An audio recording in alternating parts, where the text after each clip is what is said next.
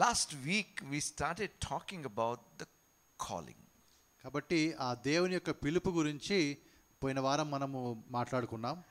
And the main point that we saw last week was మరి గడిచిన వారము మనం గమనించిన ఒక ముఖ్యమైనటువంటి అంశం ఏంటంటే దాంట్లో that when you are saved, you are called.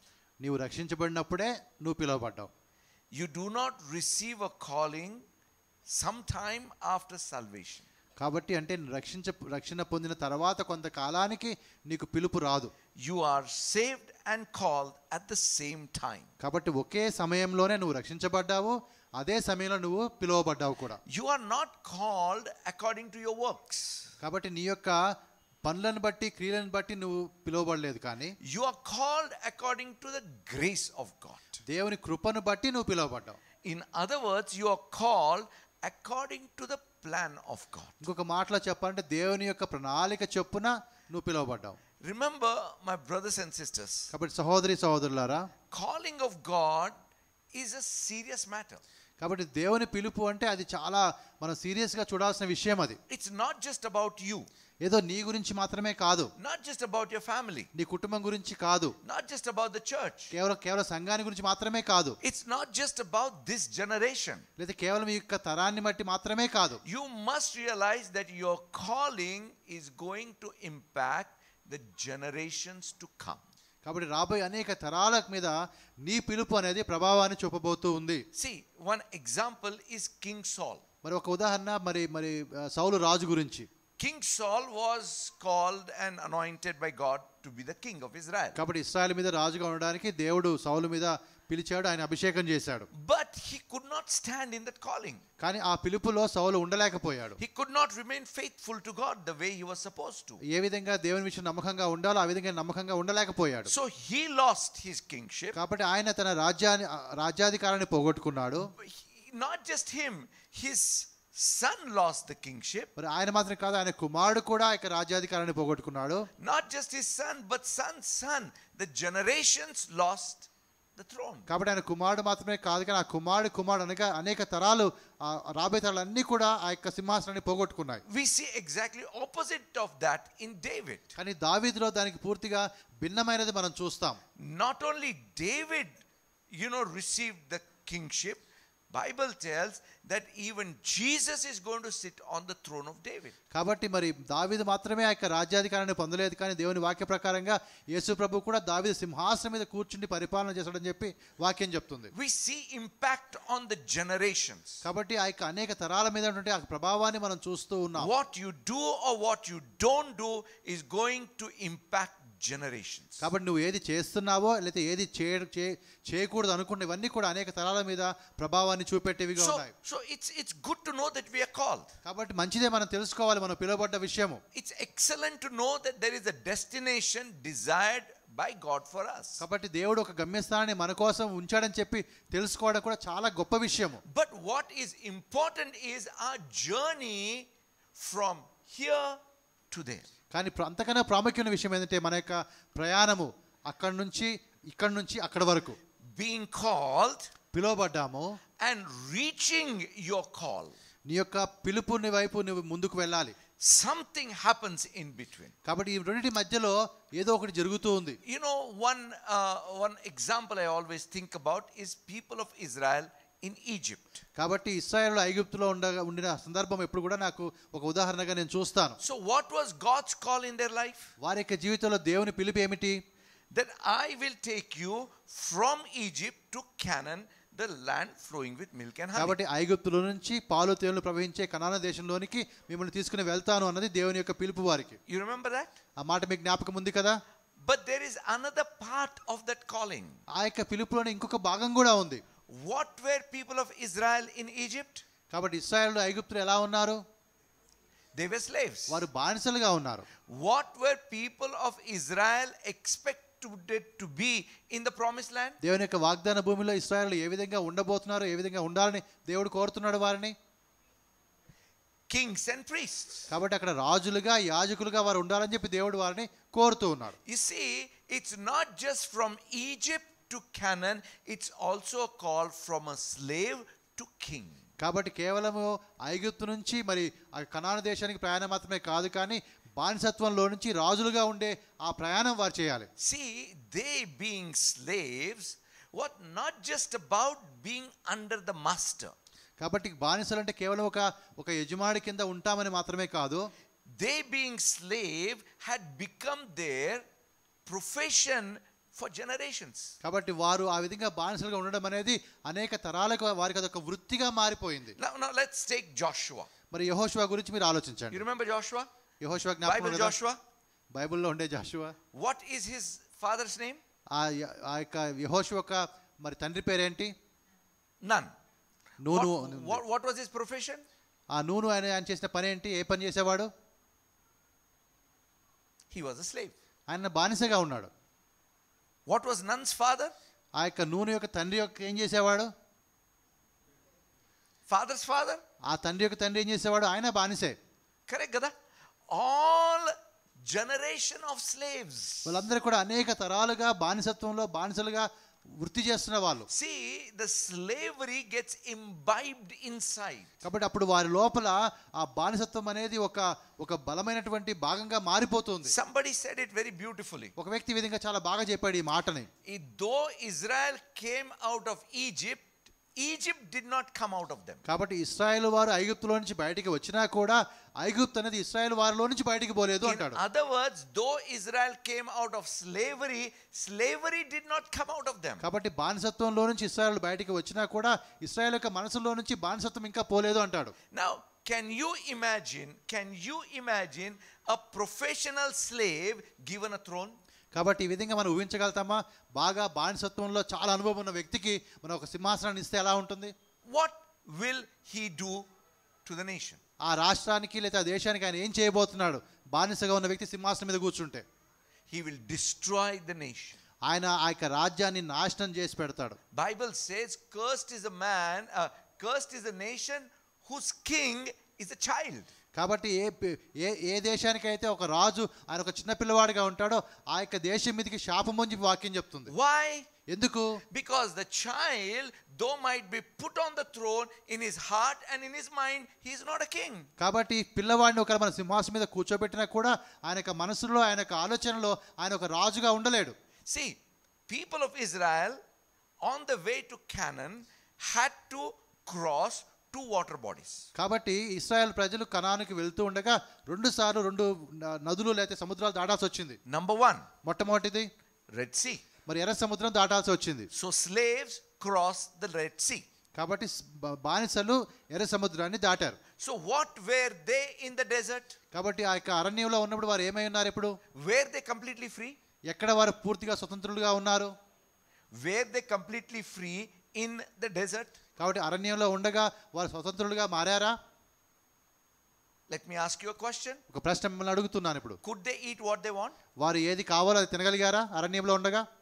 Could they go where they want? వారు ఎక్కడికి వెళ్ళాలనుకుంటే అక్కడికి వెళ్ళగలిగారా అరణ్యంలో ఉండగా? Could they live where they want? ఎక్కడ ఉండాలనుకుంటే అక్కడ ఉండగలిగారా అరణ్యంలో ఉన్నప్పుడు? They were only delivered, but they were not yet free. కాబట్టి వారు ఆ విధంగా బయటికి వచ్చిన మాట వాస్తవమే అయినా కూడా వారు పూర్తిగా స్వతంత్రాన్ని సంపాదించుకోలేదు. What's the difference? దానికి దీనికి తేడా ఏంటి? What's the difference between the slave and a king? కాబట్టి ఒక రాజుకి ఒక బానిసకి ఉండే తేడా ఏంటి? A slave carries no responsibility. ఎందుకంటే ఒక బానిస మీద ఏ బాధ్యత ఉండదు. It's like he has to do the work what he is told. కాబట్టి ఏ పని అయితే ఆయనకి చెప్పబడుతుందో ఆ పని ఆయన చేసుకుంటూ వెళ్ళాలి. What will happen if he doesn't do? ఒకవేళ ఆయన చేయకపోతే ఏమవుతుంది? Maximum he may not get food. మరి కొంచెం భోజనం దొరకకపోవచ్చు ఆయనకి, or may get punishment. లేకపోతే కొన్ని దెబ్బలు పడవచ్చు. Correct? అంతే కదా? See, I used to tell this previously also. ఇంతకుముందు కూడా ఈ మాట నేను చెప్తూ వచ్చాను. The luxury in slavery is no responsibility. కాబట్టి ఏ బాధ్యత లేకపోవడం అనేది బానిసత్వంలో నీకుండే ఒక సుఖము అని చెప్పొచ్చు. Correct? అవునా కదా? But when you become a king, కానీ నువ్వు రాజు అయినప్పుడు you have the responsibility of the kingdom. ఆ రాజ్యం మొత్తం బాధ్యత నీ మీద ఉంటుంది. Nobody can question you. ఎవరు నిన్ను ప్రశ్నించలేరు. But you have to understand your responsibility. కానీ నీ బాధ్యతను నువ్వు గ్రహించాలి. You have to take up the responsibility. నీ బాధ్యత నువ్వు తీసుకోవాలి. And you should do what is required. ఏది అవసరమో అది నీవు చేయాలి. this is very important. ఇది చాలా ప్రాముఖ్యమైన విషయము. Because my brothers and sisters, slaves to become kings needed to learn how to take up the responsibility. కాబట్టి బానిసలు ఒక రాజుగా మారాలి అంటే ఆ బాధ్యత తీసుకోవడం ఏంటో అనేది వారు నేర్చుకోవాలి. Now how can that happen? అది ఏ విధంగా జరుగుతూ ఉంది? They need to be trained. వారికి ఒక తర్ఫీదు ఇవ్వాల్సి ఉంటుంది. Am I right? అవునా కాదా? They need to be trained. వారికి ఒక తర్ఫీదు ఇవ్వాలి. Now what is the requirement of training? ఆ యొక్క తర్ఫీదు పొందడానికి మనకి ఎటువంటి ఆ యొక్క యోగ్యత వారికి ఉండాలి? వారు ఏ విధంగా ఉండాలి? వారు They should be ready to undergo disciplined regime, or they need discipline to be trained. ఆ విధంగా తర్ఫీదు పొందాలంటే వారికి కావాల్సిన అంటే ఒక క్రమశిక్షణ వారికి కావాలి. You know, all of us have done some or the other naughty things in our childhood. కాబట్టి మనందరం కూడా చిన్నగా ఉన్నప్పుడు ఏదో ఒకటి కొన్ని తుంటరి పనులు చేసే ఉంటాం కదా. Anybody who did not? ఆ విధంగా చిన్నగా ఉన్నటువంటి తుంటరి పనులు చేయని వాళ్ళు ఉన్నారా? We have Betsy teacher. Betsy teacher ఉన్నది. Were you naughty in your school? Little bit kada? కొంచెం. Now she comes to the class, it seems. ఇప్పుడు ఆమె క్లాస్కి వచ్చినప్పుడు And the children are, you know, in a very naughty mood. అప్పుడు చిన్నపిల్లలు స్కూల్లో ఉన్న పిల్లలకి వాళ్ళు కూడా కొంచెం అంటే గొడవ చేసే మూడ్లో ఉంటారు. Jumping, screaming and all that kind of things. వాళ్ళు ఎగురుతుంటారు, లేదా గంతులు వేస్తుంటారు, అరుస్తుంటారు. And Betsy teacher comes in. అప్పుడు బెట్సీ టీచర్ క్లాస్కి వస్తుంది. What is the first thing she will say? ఆమె ఫస్ట్ రాగానే క్లాస్లో ఏం చెప్తుంది? What do you tell generally? Silence! Silence అని అరుస్తుంది గట్టిగా. Everybody sit on their seats. ప్రతి ఒక్కరు వెళ్ళి వాళ్ళ కుర్చీలో కూర్చోండి. Sometimes, but you can't. That's the problem with this world now. They don't allow discipline. కాబట్టి ఈ క్రమశిక్షణ అనేది ఇప్పుడు ఈ రోజుల్లో కొంచెం పాటించడం కష్టమవుతుంది. Now, why will she want them to be quiet and sit down? ఎందుకు వారు నెమ్మదిగా ఉండి వారి సీట్లో వారు కూర్చోవడం ఆమె ఎందుకు అంటుంది? So that she can teach them and they can learn. ఎందుకంటే వారికి ఆ విధంగా కూర్చుంటే ఆమె నేర్పిస్తుంది, వారు నేర్చుకుంటారు. What happens if they don't learn? వారు నేర్చుకోకపోతే ఏమవుతుంది? They can't progress. వారు ముందుకు వెళ్ళలేరు. Now these days they push the children also. మరి ఈ రోజుల్లో పిల్లలను కూడా మనం ముందుకు నెట్టేస్తున్నాము. Correct, huh? Even if they fail, they will tell the teachers you have to pass everybody. కాబట్టి అందరినీ పాస్ చేయాలి కాబట్టి వారికి ఫెయిల్ అవుతున్నా కూడా వారిని ముందుకు నెట్టేసి పాస్ చేపిస్తాం. But genuinely they cannot progress. కానీ నిజంగా చెప్పాలంటే వారు ఆ విధంగా చేసే ముందుకు వెళ్ళలేరు. Why? ఎందుకు వెళ్ళలేరు? Because no discipline. ఎందుకంటే ఒక క్రమశిక్షణ వారికి లేదు కాబట్టి. See, in our lives, my brothers and sisters, discipline is extremely important. కాబట్టి మన యొక్క జీవితంలో సహోదరి సహోదరులారా క్రమశిక్షణ అనేది చాలా ప్రాముఖ్యమైనది. You know, yesterday brother Jonathan sent me a scripture. మరి నిన్నటి దినమున జోనాథన్ ఒక బైబిల్ వాక్యం నాకు పంపించాడు. Exodus, no? Exodus 28. 28. Yeah, 28. Yeah, somewhere. Exodus 28, he says, he anointed, consecrated and sanctified. కాబట్టి అక్కడ రాయబడిన మాట ఏంటంటే అభిషేకం చేసి ప్రతిష్ఠించి తర్వాత పరిశుద్ధపరిచాడని 3 మాటలు రాయబడతాయి. You see, I always think about this word sanctified. కాబట్టి ఆ మాట పరిశుద్ధపరచమైన మాటను ఎప్పుడు నేను ఆలోచిస్తూ ఉంటాను. And I always understand sanctification is about being put in a track. కాబట్టి ఒక సరైనటువంటి ఒక ట్రాక్ మీద ఒక మార్గం మీద నేను పెట్టడమే పరిశుద్ధపరచబడము అనుకుంటాను. Don't go outside the track. దాన్ని దాటి నువ్వు బయటికి వెళ్ళొద్దు అనే మాట. What is it called? దాన్ని ఏమంటారు అప్పుడు?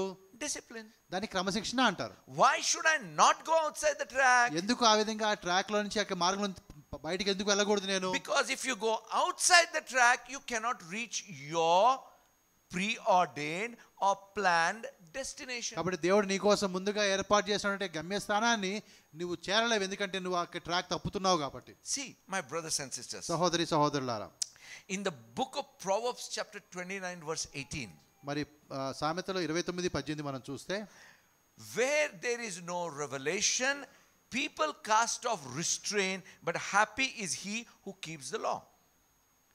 దైవోక్తి లేని ఎడల జనులు కట్టులు లేక తిరుగుదురు, ధర్మశాస్త్రం అనుసరించువాడు ధన్యుడు. Now the word revelation is also called as vision. కాబట్టి ప్రత్యక్షత అంటే అదొక దర్శనం అని కూడా చెప్పొచ్చు. Where there is no vision, people go unrestrained. కాబట్టి ఒక దర్శనం అనేది లేనప్పుడు ప్రజలు ఎటంటే అటు వెళ్ళిపోతూ ఉంటారు. You know, in Hindi a very interesting word is used. మరి హిందీ భాషలో ఒక ఆసక్తికరమైన ఒక మాట వాడబడింది. Nirankush. నిరంకుశ్ అనే మాట వాడబడింది. Subhash bhai, correct? Nirankush. నిరంకుశ్ అనే మాట. How many of you know what is Ankush? Ankush అనే మాటకి అర్థం ఎంతమంది తెలుసు? That is Ankush. And also, is it not the one that is used to direct an elephant? Ankush laga ke usko. This Mahots will have an Ankush with which they will, give, what do you say, direction to the elephant. కాబట్టి ఆ ఏనుగు కూడా ఒక మార్గంలో వెళ్ళాల్సి వచ్చినప్పుడు ఆ ఏనుగు యొక్క అతనికి మావాటి అంటారు అనుకుంటా, అతను వాడే ఒక సాధనం అన్నమాట అది. Now, if that is not there, elephant will go wherever he wants. అది లేకపోతే ఆ ఏనుగు అనేది ఎక్కడికైనా వెళ్ళాలనుకుంటే వెళ్ళిపోతుంది. Do you know one very interesting fact? ఒక ఆసక్తికరమైన విషయం మీకు తెలుసా? Maximum accidents happen on a broad road, not a narrow road. కాబట్టి ప్రమాదాలు ఎక్కువగా కూడా విశాలమైనటువంటి మార్గంలో జరుగుతుంటాయి, కొద్ది సంకుచితంగా ఉన్నటువంటి మార్గంలో కాదు. Do you know why? ఎందుకో తెలుసా? Because on a broad road they need to follow the lane discipline. కాబట్టి ఆ యొక్క విశాలమైనటువంటి మార్గంలో ఏమవుతుందంటే ఒక క్రమం ఉంటుంది, ఆ క్రమంలో నువ్వు వెళ్ళాలి. If you do not follow the right discipline, then either you meet with an accident or become a cause for the accident. కాబట్టి ఆ విధంగా ఏదైతే లైన్ ఉంటుందో ఆ లైన్లో నువ్వు ప్రయాణం చేయకపోయినట్లయితే నువ్వు ప్రమాదం జరగడానికి కారణమవుతావు, లేకపోతే నువ్వే ప్రమాదానికి నువ్వు కారణమవుతావు. God has given us a free will. కాబట్టి దేవుడు మనకు ఒక సొంత చిత్తాన్ని ఇచ్చాడు. What does it mean by free will? కాబట్టి సొంత చిత్తం అంటే అర్థం ఏంటి? You can actually choose to go wherever you want. ఎక్కడికి వెళ్ళాలనుకుంటే అక్కడికి వెళ్ళడానికి నీకు పూర్తి అధికారాలు ఉన్నాయి. That's why Paul says all things are permissible but not all things are helpful. కాబట్టి పౌలు అని చెప్పే మాట ఏంటంటే అన్ని కూడా నేను చేయడానికి నాకు అధికారం ఉంది, కానీ అన్ని నాకు మంచివి కాదు, లేదా సహాయకరమైనవి కావు అంటాడు. You can choose to go anywhere you want. ఎక్కడికి వెళ్ళాలనుకుంటే నువ్వు అక్కడికి వెళ్ళిపోవచ్చు. But not every way will lead to your destination. కానీ ప్రతి మార్గం కూడా అది నీ యొక్క గమ్యస్థానాన్ని చేర్చకపోవచ్చు. Discipline is about staying in the track. కాబట్టి క్రమశిక్షణ అనేది ఆ యొక్క ట్రాక్ మీద, ఆ యొక్క మార్గం మీద నువ్వు ఉండడమే. See, different people need different kind of discipline. కాబట్టి మరి ప్రజలకు రకరకాల వ్యక్తులకు రకరకాల క్రమశిక్షణలు కావాలి. If someone wants to be a sports person, ఒక వ్యక్తి ఒక ఆటగాడిగా అవ్వాలనుకోండి, his discipline will be different. ఆయనకు ఉన్నటువంటి క్రమశిక్షణ వేరుగా ఉంటుంది.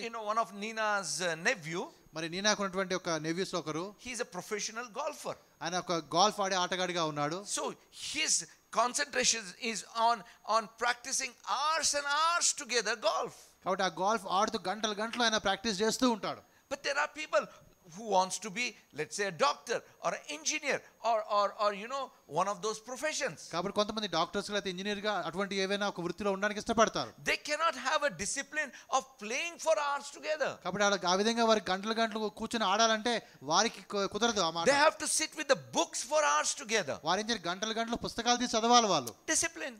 అదే క్రమశిక్షణ. మరి see, my brothers and sisters, your goal will decide what kind of discipline you need in your life. కాబట్టి నువ్వు ఏ గమ్యాన్ని అయితే గోల్ అయితే నువ్వు గురి పెట్టుకున్నావో అది నిర్ణయిస్తుంది నీకు ఎటువంటి క్రమశిక్షణ ఉండాలో. See, Bible tells in the book of Galatians chapter 4. మరి గలతీ 4వ అధ్యాయంలో వాక్యం చెప్పే మాట ఏంటంటే verse 1.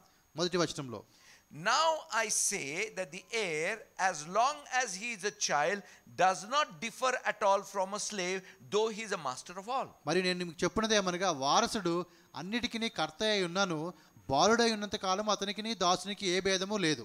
There is no difference between the owner and a servant. కాబట్టి ఒక సేవకుడికి అదే విధంగా ఒక యజమానికి ఏ తేడా లేదు.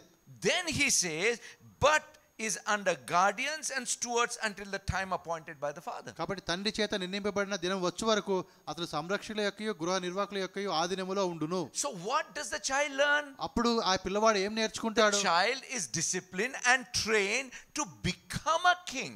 ఒక రాజుగా మారడానికి కావాల్సిన క్రమశిక్షణను ఆయన నేర్చుకుంటాడు అక్కడ. See, my brothers and sisters, సహోదరులారా, you need to be trained to become what God wants you to become. నువ్వు ఏది కావాలని దేవుడు కోరుతున్నాడు అది కావడానికి నువ్వు ఆ విధంగా తరపిదులోనికి వెళ్ళాలి. Let me repeat once again. ఈ మాట మళ్ళీ మీకు చెప్తాను. You need to be trained to become what God wants you to become. కాబట్టి దేవుడు ఏమి నువ్వు కావాలని కోరుతావు అది నువ్వు కావడానికి నీకు ఒక తరపిదు అవసరమైనది. Sadly, many of the Christians, they do not progress. కాబట్టి చాలా సార్లు దుఃఖకరమైన మాట ఏంటంటే క్రైస్తవులు వారు ముందుకి సాగలేకుండా ఉన్నారు. There is prayer in their life. వారి జీవితంలో ప్రార్థన ఉన్నది. Probably they read a lot of word in their life. వారికి జీవితంలో చాలా వాక్యం కూడా ఉండొచ్చు. But they lack the discipline that is needed. కానీ వారికి కావాల్సిన ఆ క్రమశిక్షణ వారికి లేకపోవడం. You see, for example, Bible talks about children. కాబట్టి పిల్లల గురించి దేవుని వాక్యం చెప్తుంది. It says train them in the way that they should go. కాబట్టి వారు నడవలసిన మార్గాన్ని వారికి నేర్పించమని చెప్తుంది. And they will not depart from that even when they become old. కాబట్టి వారు పెద్దవారైనా కూడా ఆ మార్గం నుంచి వారు తప్పిపోరు అని చెప్తుంది. That means the way, if you put right discipline from there for your children, they will continue to move forward in that discipline. కాబట్టి సరైన క్రమశిక్షణలో మనం పిల్లల్ని పెట్టినప్పుడు వారు ముందుకు వెళ్తారు. పెద్దగైనా కూడా ఆ క్రమశిక్షణలోనే వారు ముందుకు వెళ్తారు. See, a child is born to let us say a king. ఒక రాజుకు కుమారుడు పుట్టాడు అనుకోండి. You know, the child is called to become a king.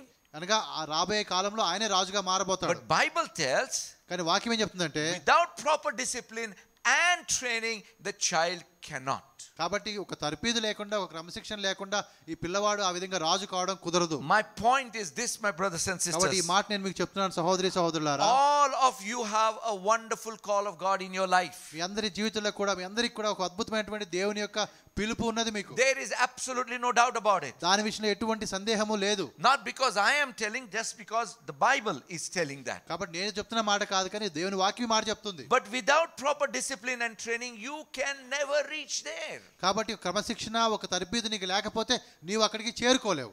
David was anointed king.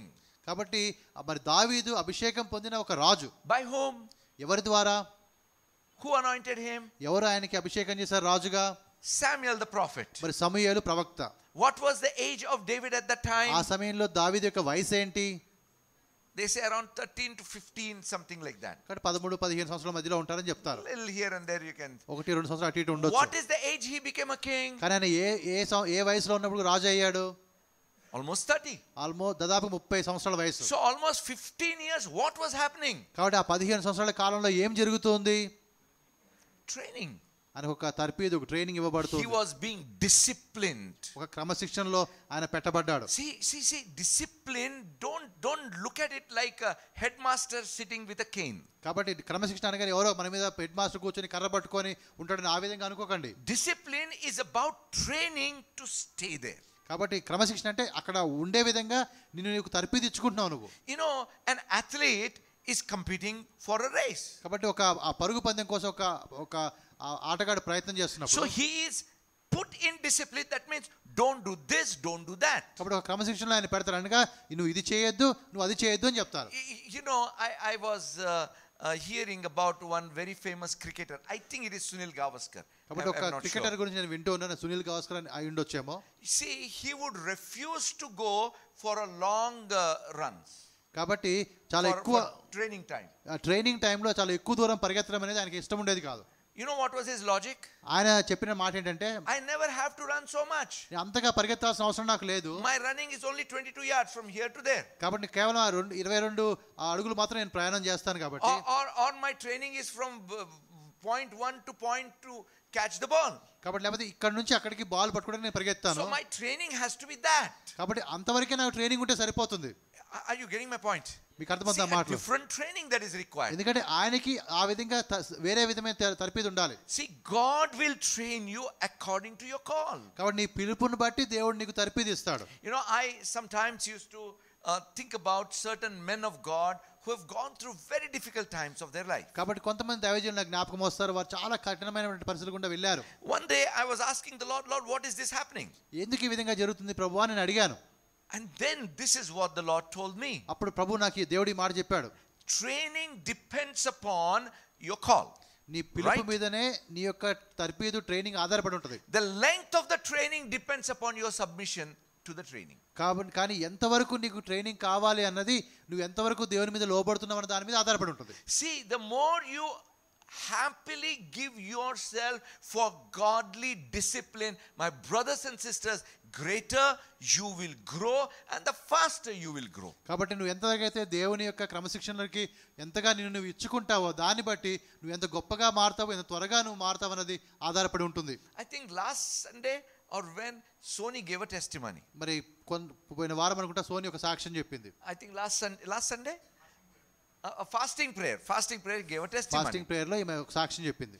That one thing, you know, one important point in their life that brought transformation. But ఒక ప్రాముఖ్యమైన అంశం ఒకటి ఉంది అది వారి జీవితంలో మార్పు కలిగించింది. Their decision to come to church early, on time or little early. కాబట్టి ఆ దేవుని యొక్క సంఘానికి ఆలయానికి వచ్చినప్పుడు సమయానికి రావాలి అన్నటువంటి నిర్ణయం వారు తీసుకున్నారు. Nobody is going to put a gun on your head. ఎవరు కూడా మీ తల మీద తుపాకీ పెట్టరు. But that is self-imposed standard for the goal.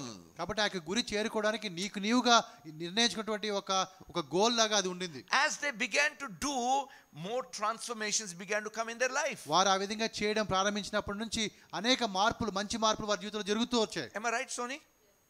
See, this is just one example. ఇది ఒక ఉదాహరణగా చెప్పుకోవచ్చు మనం.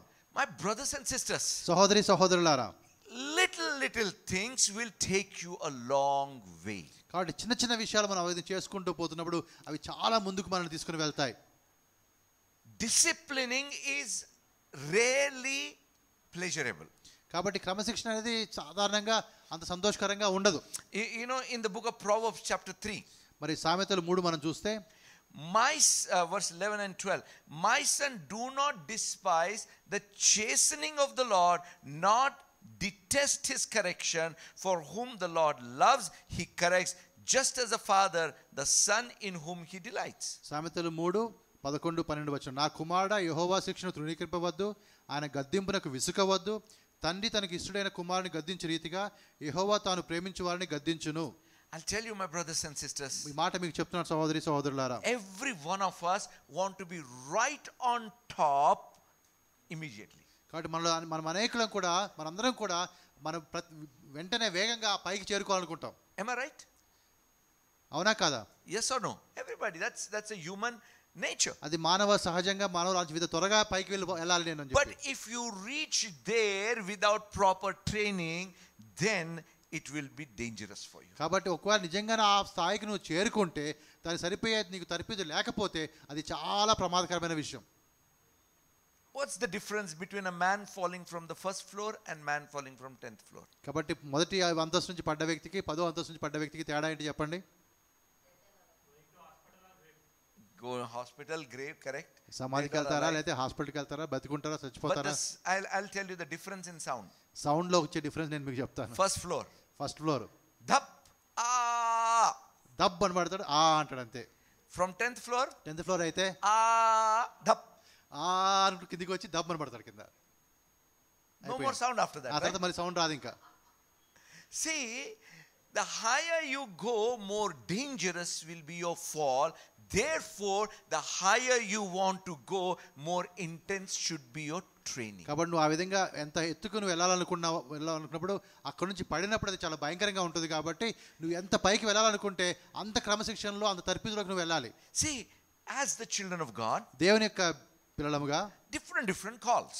దేవుడు మన పిలుపులు వేరువేరుగా ఉండొచ్చు. Somebody called to be a pastor. ఒకరిని పాస్టర్ గా దేవుడు పిలవచ్చు. Somebody may be called in the business. ఒక వ్యాపారం కోసం ఒకరిని పిలవచ్చు. Somebody may be called in music. లేదా మ్యూజిక్ కోసం కొంతమంది దేవుడు పిలవచ్చు. Somebody may be called somewhere else. లేదా ఇంకేదైనా పని కోసం ఒకరిని పిలవచ్చు. But what kind of discipline are you following to reach your goal, which is according to your call? కాబట్టి నీ పిలుపుని బట్టి ఆ గమ్యాన్ని చేరుకోవడానికి ఎటువంటి క్రమశిక్షణ గుండా నువ్వు వెళ్తున్నావు అన్నది ప్రాముఖ్యమైన విషయం.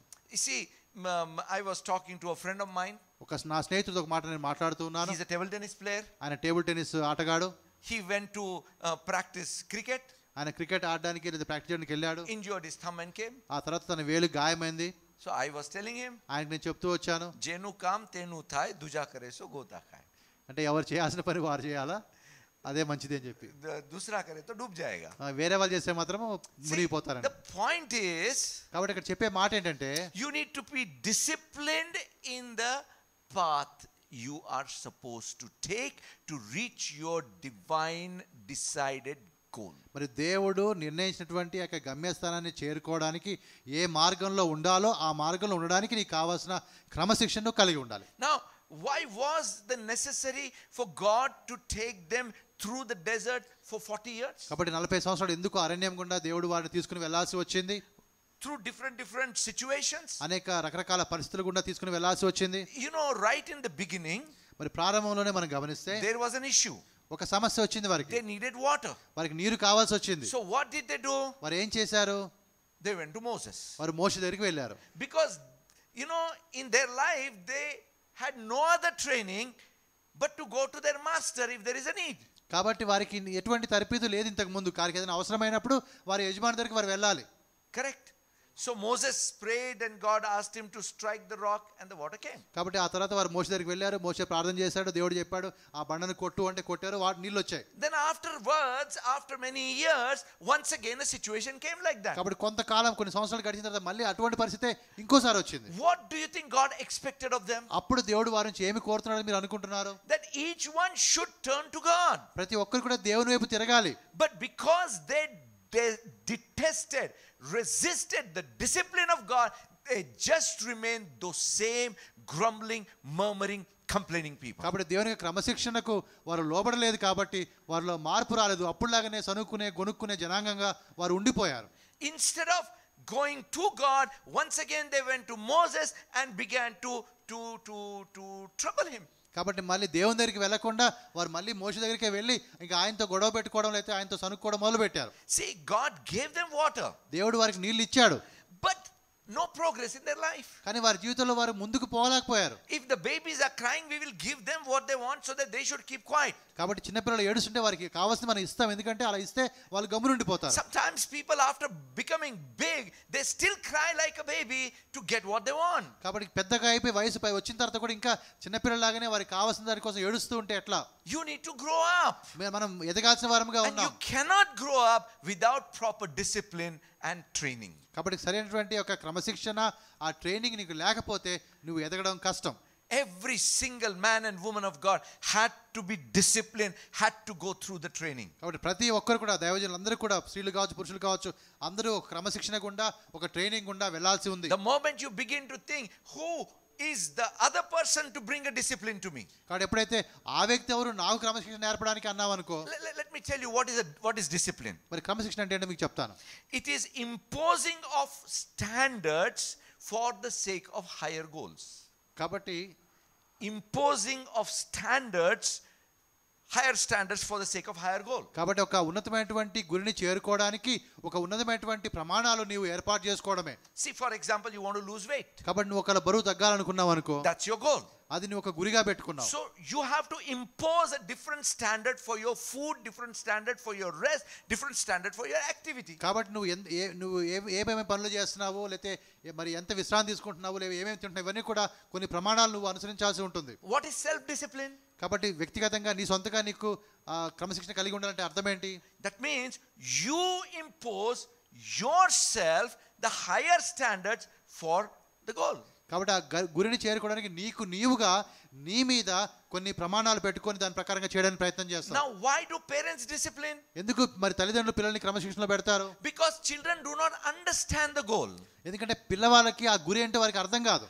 Children do not know where they are going. వారు ఎక్కడి వరకు వెళ్తున్నారో ఎక్కడికి వెళ్తారో పిల్లలకి తెలియదు. But parents know where they want their children to go, so they discipline them. That means put a different standard. కాబట్టి పిల్లలు ఎక్కడికి వెళ్ళాలో తల్లిదండ్రులకు తెలుసు కాబట్టి వారు క్రమశిక్షణలో పెడతారు. అనగా వారికి సరిపోయే కొన్ని ఆ స్టాండర్డ్స్ కొన్ని పద్ధతులు వారు తెలియజేస్తారు. See, for example, ఒక ఉదాహరణ మీకు చెప్తూ ఉన్నాను. in my childhood, నేను పిల్లవాడిగా ఉన్నప్పుడు we would get up at 5 o'clock in the morning. 5 గంటలకి ఉదయాన్నే లేచేవాళ్ళం. See, anywhere between 4 o'clock in the morning to 5 o'clock in the morning. తెల్లవారుజామున 4కి 5కి మధ్యలో మేము లేచేవాళ్ళము. See, if I shake a little bit in the bed, కాబట్టి నేను మంచం మీద పడుకుని కొంచెం అలా కదిలాను అనుకోండి, even if it is 4 o'clock, my mother would wake me up. కాబట్టి అది 4 గంటలు అయినా కూడా మా తల్లి వెంటనే లేపేస్తుంది. But if I don't shake in my bed, ఆ విధంగా బెడ్ మీద నేను కదలలేదు అనుకోండి, 5 o'clock she would shake me and wake me up. అప్పుడు 5 గంటలకు మా మమ్మీ నన్ను తట్టి ఆమె లేపుతుంది నన్ను. Discipline. క్రమశిక్షణ. Because she wanted me to start studying right from the morning. కాబట్టి తెల్లవారుజాము నుండి నేను చదవాలని చెప్పి నా తల్లి యొక్క ఇష్టం. See, this is a discipline parents put. I'm just giving an example. ఒక ఉదాహరణ మీకు అంటే తల్లిదండ్రులు ఇటువంటి క్రమశిక్షణ పెట్టారు. So there is a self discipline. ఒకటి మన సొంతగా మనం పెట్టుకునే క్రమశిక్షణ ఉంటుంది. Discipline put in our lives by the people who understand goal. ఎవరికైతే నీ గురి ఏంటో వాళ్ళకి అర్థమవుతుందో వారు నీకు ఆ క్రమశిక్షణను వారు చూపెడతారు. A leader understands a goal. కాబట్టి ఒక నాయకుడు ఉన్నాడు అనుకోండి, ఆయనకి గురి ఏంటో తెలుసు. See, Moses understood the vision. అదే విధంగా మోషేకి దర్శనం ఏంటో అర్థమైంది. He knew where the people of Israel are supposed to go. కాబట్టి ఇశ్రాయేలు ప్రజలు ఎక్కడికి వెళ్ళాలో ఆయనకి తెలుసు. So he put the boundaries. ఆయన కొన్ని హద్దుల వరకు పెట్టాడు. You shall have no other god than Jehovah, than God himself. కాబట్టి యెహోవా తప్ప వేరే దేవుడు నీకు ఉండకూడదని చెప్పాడు. It's a boundary. అదొక Right? ఒక హద్దు సరిహద్దు పెట్టాడు వారికి. You know, do not kill, do not steal, honor your father and mother. There are boundaries, discipline to reach the goal that God has for them. కాబట్టి నువ్వు దొంగతనం చేయొద్దు, నరహత్య చేయొద్దు, తల్లిదండ్రులను గణపరచు, ఇవన్నీ కూడా కొన్ని సరిహద్దులుగా, కొన్ని క్రమశిక్షణలో భాగాలుగా ఉన్నాయి. You know, the parents of Samson were told certain disciplinary things by God. కాబట్టి దేవుడు కూడా సంసోన్ని ఎలా పెంచాలో ఆ తల్లిదండ్రులకి కొన్ని క్రమశిక్షణలు పెట్టాడు. That he will not drink wine. ఆయన ద్రాక్షరసం తాగకూడదు. You see, what is that about? ఇవన్నీ కూడా దేని గురించి చెప్తున్నాం? This was not told for everybody. ప్రతి ఒక్కరికి ఈ విషయాలు చెప్పబడలేదు. Because Samson had a particular path to be taken to reach a particular goal. కాబట్టి ఒక ప్రత్యేకమైన గురిని చేరుకోవడానికి ఒక ప్రత్యేకమైన మార్గంలో సంసోను ఉన్నాడు కాబట్టి ఆయన ఈ పని చేయాల్సి వచ్చింది. My discipline will be different than your discipline. కాబట్టి నేను ఏ విషయంలో క్రమశిక్షణలో ఉండాలో నీవు ఎక్కడ ఉండాలో అది తేడా ఉండొచ్చు. See, you need to put standard for yourself, that is self discipline. కాబట్టి నీవు కొన్ని ప్రమాణాలు నీకు పెట్టుకోవాలి, అది నీ సొంతంగా నువ్వు పెట్టుకునే డిసిప్లిన్ అవుతుంది. Your leader, నీ యొక్క నాయకుడు, whether spiritual, మరి ఆత్మీయ నాయకుడు కావచ్చు, or it may be your boss in the company, లేదా పనిచేసే కంపెనీలో ఉండే బాస్ కావచ్చు, he has a particular understanding about the goal and he will set certain standards. కాబట్టి ఆయన కూడా ఒక విధమైనటువంటి గురి విషయంలో ఒక అవగాహన ఉంటుంది కాబట్టి ఆయన కూడా కొన్ని ప్రమాణాలు మనకు పెడతాడు. See, in many offices they will say you have to be there by 9 o'clock. చాలా ఆఫీసుల్లో మీరు 9 గంటలకల్లా ఉండాలని చెప్తారు. What is that? ఆ మాటకి అర్థం ఏంటి? It's a discipline. అదొక క్రమశిక్షణ. Why should we there at 9 o'clock? 9కి ఎందుకు ఉండాలి మనము? For the work to progress in a right way. That's the time. కాబట్టి పని అనేది సరిగా జరగాలి అంటే ఆ సమయానికి మీరు రావాలి. You can't go whenever you want. నీకు ఎప్పుడు కావాలంటే అప్పుడు వెళ్ళడానికి కుదరదు. You can't come out whenever you want. ఎప్పుడు బయటికి వెళ్ళిపోవాలంటే అప్పుడు వెళ్ళడానికి కుదరదు. That discipline is needed for the work to be done. ఆ పని జరిగించబడాలి అంటే ఆ క్రమశిక్షణ అక్కడ అవసరమై ఉన్నది. I think sometime back Navin was telling. కొంతకాలం క్రితం నవీన్ ఈ మాట చెప్తూ వచ్చాడు. In their factory, వాళ్ళ ఫ్యాక్టరీలో they have a certain time limit for the assembly of the car, right? కాబట్టి ఒక కార్ని వారు ఒక విధంగా చేయాలి అంటే ఒక సమయం వారికి ఇవ్వబడుతుంది. So this is how I imagine. నేను ఈ విధంగా ఊహిస్తూ ఉన్నాను. There is a team leader. ఒక టీంకి ఒక నాయకుడు ఉన్నాడు. He knows that, let us say, a car's let's say the wheels should be fixed. కాబట్టి ఆ కారుకు ఉన్నటువంటి ఆ యొక్క వీల్స్ ఉంటాయి, అవి fix చేయాలనుకోండి. So let's say 7 minutes. 7 నిమిషాల టైం వారికి ఇవ్వబడుతుంది. He has 5 people. ఆయన దగ్గర 5 మంది ఉన్నారు. So he has to plan how each one of them will work so that the time will be optimized and they may keep up the time. కాబట్టి ఆయన ఎలా చూడాలంటే ఆ ఉన్న వాళ్ళని ఎలా ఉపయోగించుకొని ఆ సమయం లోపల ఎలా ఆ టైర్లు మనం ఫిక్స్ చేయాలా అని చెప్పి. Sometimes it may be as minute as stand on the right side or the left side. కొన్నిసార్లు చిన్న విషయమే కావచ్చు, నువ్వు అంటే కుడి వైపు ఉంటున్నావా ఎడమ వైపు ఉంటున్నావా అని చెప్పి. The person who is doing may think, why should I stand here? కాబట్టి ఆ పని చేసి అనుకుంటాను ఇక్కడ ఎందుకు నిలబడాలి అనుకుంటాడు. What will leader say? అప్పుడు నాయకుడు ఏమంటాడు? You don't understand, but I understand why you should stand there. కాబట్టి నువ్వు అక్కడ ఎందుకు నిలబడాలో నీకు అర్థం కాకపోవచ్చు కానీ నాకు తెలుసు అంటాడు. So what's the right thing to do? అక్కడ మనం చేయాల్సిన పని ఏంటి? Even if he does not understand, follow the leader because he has a vision. కాబట్టి నీకు అర్థం కాకపోయినా పర్లేదు, నీ నాయకుడిని అనుసరించు, ఎందుకంటే ఆయనకి ఒక గురి ఒక దర్శనం ఉంది కాబట్టి. Whether it is your secular work or whether it is the church, మరి సంఘం యొక్క పని కావచ్చు లేకపోతే మీ యొక్క ఆఫీస్ యొక్క పని కావచ్చు, understanding the vision is important. కాబట్టి ఆ యొక్క దర్శనాన్ని అర్థం చేసుకోవడం చాలా ప్రాముఖ్యమైన విషయం. So that's a discipline, executed or used by the leader to lead a group in the right direction. ఒక గుంపుని సరైన మార్గంలో సరైన గురి వైపు తీసుకుని వెళ్ళడానికి ఒక నాయకుడు పెట్టే క్రమశిక్షణ అది. But beyond that comes godly discipline. కానీ వీటన్నిటిని దాటి దేవుడు పెట్టే క్రమశిక్షణ ఉంటుంది. We praise God because our God loves us as the father loves a child. కాబట్టి ఒక తండ్రి తన కుమారుని ఏ విధంగా ప్రేమిస్తాడు ఆ విధంగా దేవుడు కూడా మనల్ని ప్రేమిస్తూ ఉన్నాడు. So even when the child does not understand what is good for him or her, father understands. కాబట్టి ఆ పిల్లవాడికి తెలియకపోవచ్చు ఆయనకి ఏది మంచిదో ఏది మంచిది కాదో, అయినా పర్లేదు తండ్రికి తెలుసు. Why does a child does not understand? ఎందుకు పిల్లలకి తెలియదు?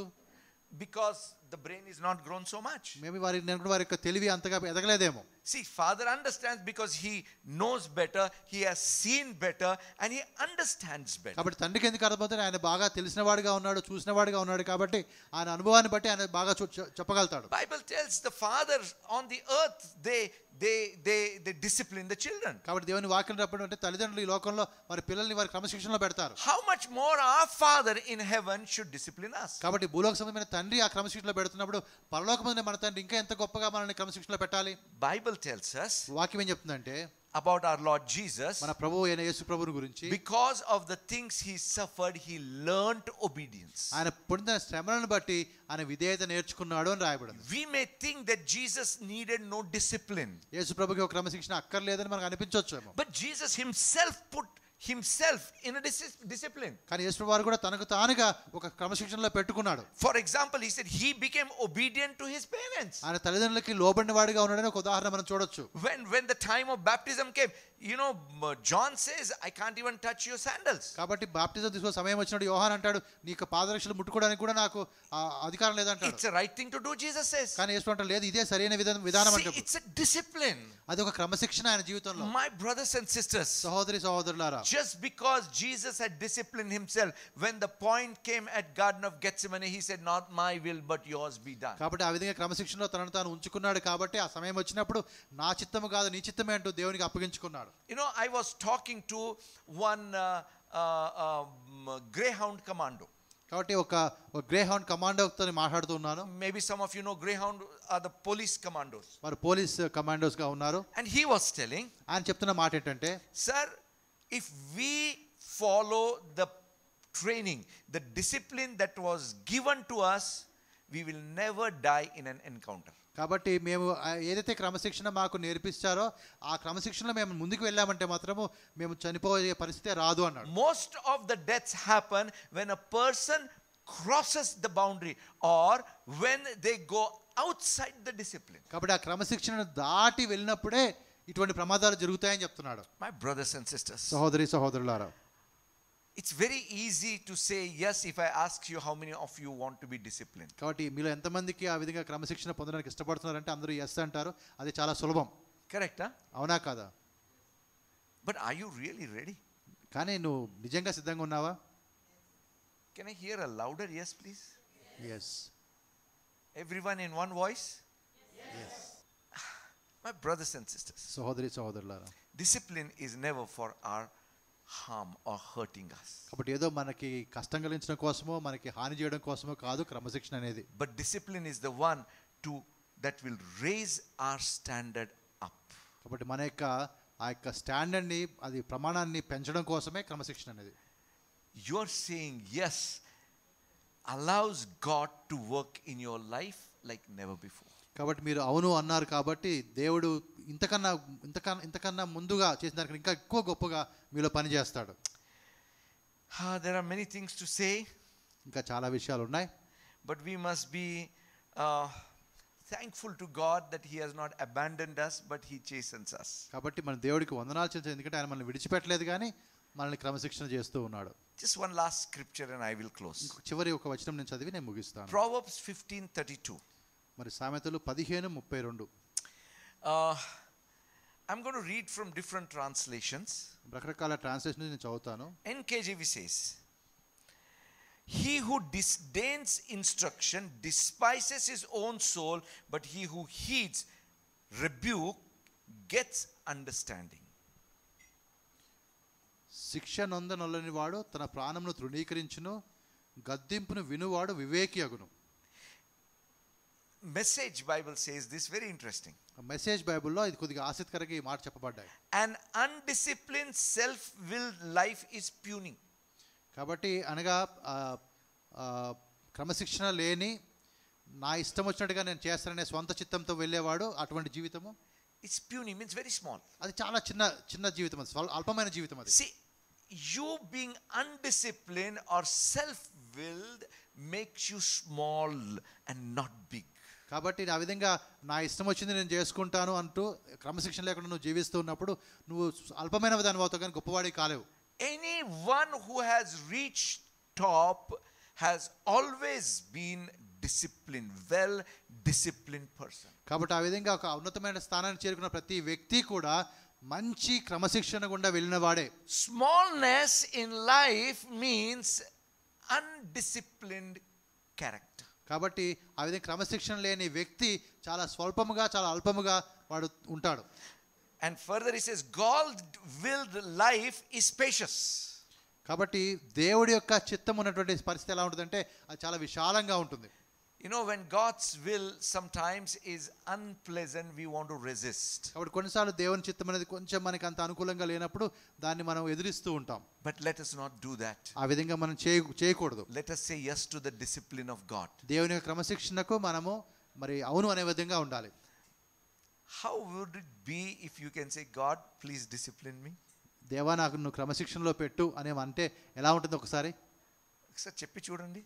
అలా చెప్పి చూడండి, ట్రై చేయండి. God, I need your discipline.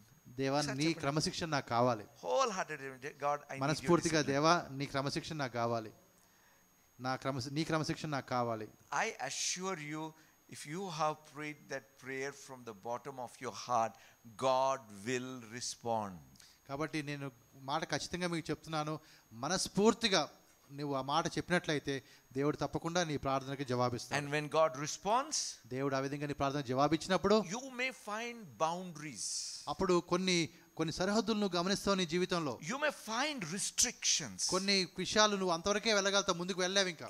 You see, God puts boundaries so that we may prosper within the boundaries. దేవుడు ఎందుకు ఆ విధంగా మనకు ఆ సరిహద్దును పెడతాడు అంటే ఆ సరిహద్దు లోపలనే మనం అభివృద్ధిని చెందడం కోసం. Whoever breaks the wall, the serpent will bite him, Bible says. దేవుని వాక్యం చెప్పే మాట ఏంటంటే ఎవరైతే ఆ గోడని వారు పగలగొడతారో వారిని పాము గరుస్తుంది అని రాయబడింది. Therefore, my brothers and sisters, కాబట్టి సహోదరులారా, submit to the discipline of God. దేవుని క్రమశిక్షణకు లోబడి ఉండండి. And allow him to work his plan in your life and through your life. కాబట్టి నీ జీవితం ద్వారా నీ జీవితం లోపల దేవునికి ప్రణాళిక చేయడానికి నీవు ఆ విధంగా అంగీకరించే విధంగా ఉండాలి. Hallelujah. Hallelujah. Can we just pray together? మనం కలిసి ఈ విధంగా ప్రార్థన చేద్దామా? Father, we surrender ourselves into your mighty hands. తండ్రి అయిన దేవా, మమ్మల్ని మేము మీకు అప్పగించుకుంటూ ఉన్నాం. Teach us your ways, Lord. మీ మార్గాలు మాకు నేర్పించండి. Help us to stay within your discipline. మీ క్రమశిక్షణలోనే మేము ఉండడానికి మీరు మా సహాయం చేయండి. That we may progress forward. ఆ విధంగా చేస్తూ మేము ముందుకు వెళ్ళడానికి.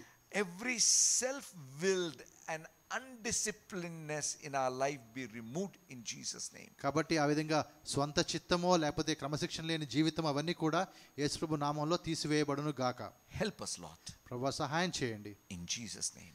యేసునందు ప్రార్థిస్తూ ఉన్నాం. Amen. ఆమేన్. Hallelujah.